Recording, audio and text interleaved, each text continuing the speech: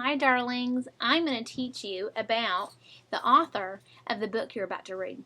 And I probably am not going to say her name right because I never do. But it's Kate DiCamillo, I think.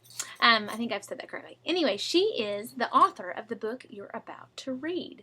And so I want to show you the books that she's written. She's written more than just novels, but let's look at her novels first. And if you'll notice, look at this. She has written The Magician's Elephant, The Miraculous Journey of Edward Toulane, which is what you're about to read, The Tale of Despero, The Tiger Rising, and Because of Winn-Dixie. I'm sure many of you are really familiar with this book. In fact, this is one of her first ones. And almost her first 3 books won a prize, like a National Honor Award, a Newbery Award, so she started out with a bang. But those are just her novels. Now, she also has done picture books, and this might be one that you're familiar with. It's called Louise, The Adventures of a Chicken.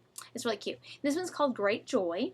Now, her early chapter books, I know that you guys are familiar with,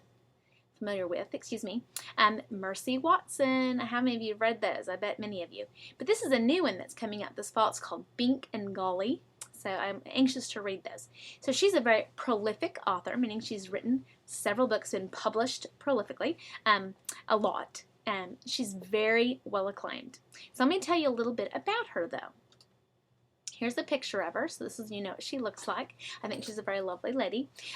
She's born in Philadelphia, and that's in Pennsylvania, but she grew up in Florida. But things that she'll tell you about herself is, first of all, that she's short and that she's loud, and she hates to cook, but she loves to eat. She's not married. She doesn't have any children, but she has lots of friends, and she's also an aunt to 3 children, and she's an aunt to also what she calls a not-so-lovely dog named Henry. But she loves her life because she gets to do what she loves the most, and that is write stories for a living. Okay? And here's some pictures of her as a little girl. And I don't know who did her hair, but that is just terrible. She has a boy haircut there. But these are her as a little girl. Okay, here's some facts, too. She was asked some questions by some students, and she answered them. And here's also a picture of the not-so-lovely dog, Henry. I think he's quite cute. But anyway, she talks about, how did she get the idea of Winn-Dixie? And to be honest with you, she was living at the time in Minnesota, and it was so cold, and she missed living in Florida where it was warm. And this is the first time she didn't have a dog. She was living in an apartment, and she couldn't have a dog. So it just made her want to be there so much that she imagined it so much, and so therefore she wrote about it and came up with the book Because of Winn-Dixie. Thought that was kind of an interesting little tidbit. There's more on here, but you are welcome to read this. I would encourage you to go to this site, which is www.katedicamillo.com, and you can learn more about her. You can read the interviews. And one thing I want to tell you about her that's so interesting is she keeps a journal. And she writes in her journal all the time, and things will spark her interest, and she'll write it down. And in November of 2010, just this last year, she saw on a billboard that there was some graffiti in Queens, which is in New York, and she wrote it down, and it was titled, Bless Yourself. And it says, once I talked to a farmer who kept bees, 7 hives behind his apple trees. The farmer stuttered when he walked about what the bees made. Honey, honey, a word he almost could not say. Sweetness, the hope of it, the fact of it, confounds. Hard to bless ourselves, harder to let ourselves be blessed. Still, all this light coming down. So she wrote that in her journal, and what she'll do is she finds things like that, or she'll hear conversations and she writes them down, and then she goes back to them later sometimes and includes them in her writing. So I thought that was very interesting.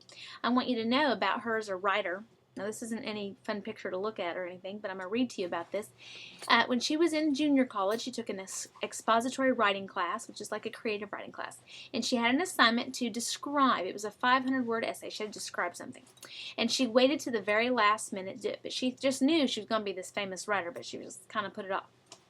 Well, she went to the Winn-Dixie, which is a grocery store. She was sitting outside, and there was a lady in front of the Winn-Dixie.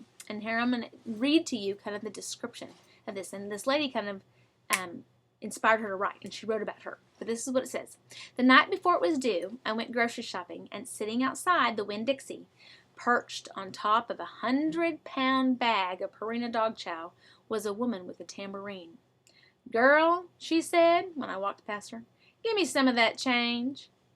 I stopped and stared at her. "That's all right," she said. "Go on and look at Bernice. She don't care." She beat the tambourine softly against her thigh and started to sing a song about the moon rising up in the night sky like a gold coin and how it was hanging up there all shiny and new, and nobody was able to get a hold of it and spend it. She called it a smug old moon. When she was done singing, she held the tambourine out to me, and I dropped some money in it and turned around and went back home and wrote an essay describing her. I wrote down the words of the song that she sang. I described her broken fingernails painted purple and her blue eyeshadow and how she sat atop the bag of dog chow as if it were a throne. I wrote how, after I dropped my money in the tambourine, she said, "God bless you, baby." Well, I want you to know that her professor read this out loud to the class, and she was like, "Oh, I'm going to be famous."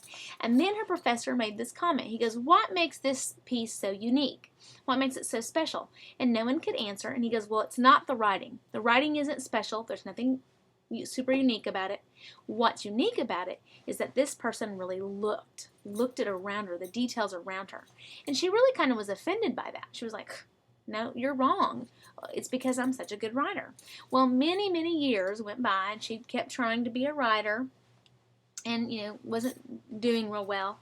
And that's when she wrote down Because Winn-Dixie, and she wrote about what she saw around her and what she remembered. And she realized that her professor was right, and this is what she writes about this. Trey Greer, and that was his name, Trey Greer did know what he was talking about. Writing is seeing. It is paying attention. I think of it this way. My characters sing songs, and I stop to listen to them, and when the song is done, I give them my money, and they say, "God bless you, baby." And then I feel that I have been blessed over and over again. And isn't that interesting how that lady still inspires her that she met? And she really wants to challenge young people. Look around you. Pay attention to the people around you. Listen to conversations. Look at the faces of despair, the faces of hope, or the faces of love around you. And, use those as details. And here are her, here's her advice about writing. First tip on writing is number 1, to write. No matter what you do, you write every day. Write every day. Even if it's just a paragraph, write. And then rewrite. Oh, this is a big deal. As a former English teacher, this is unbelievable. Rewrite. You cannot expect to sit down in one sitting and come up with something amazing. You're going to have to be committed to that piece and being able to chop it up and make it smaller and bigger and play with the wording. Now, here's number 3. This is, as a librarian, important to me. It says read. If you want to be a writer and you don't read, forget about it. You need to read, and you need to read everything.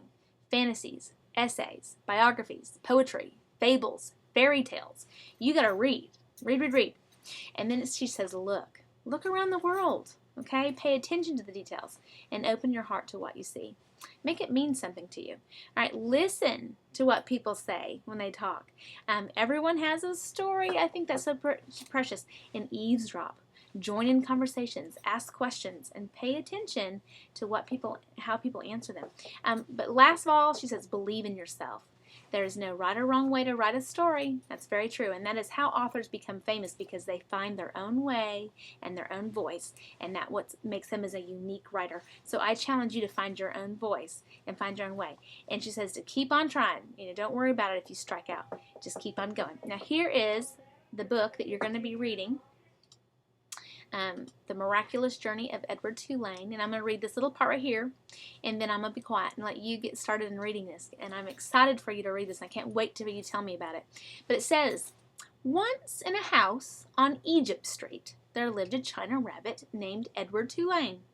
The rabbit was very pleased with himself, and for good reason.